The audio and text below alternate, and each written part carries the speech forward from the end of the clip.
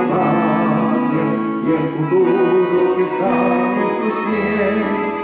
Fue Manuela Beltrán, la heroína, que el grito del rey destrozó, que a mi pueblo llamó por su grito, alegrando de tu corazón.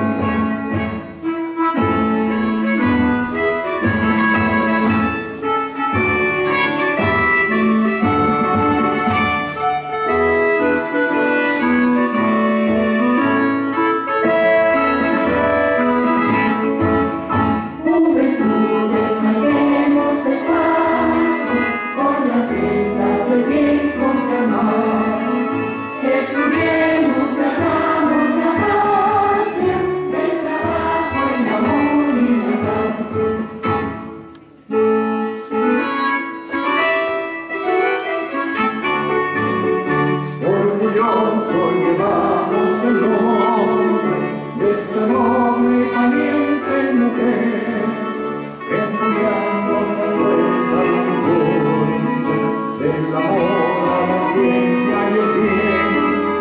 Mi colegio Manuela Beltrán nos enseña el valor y el deber, en principios de luz y verdad, fundamentos de todo.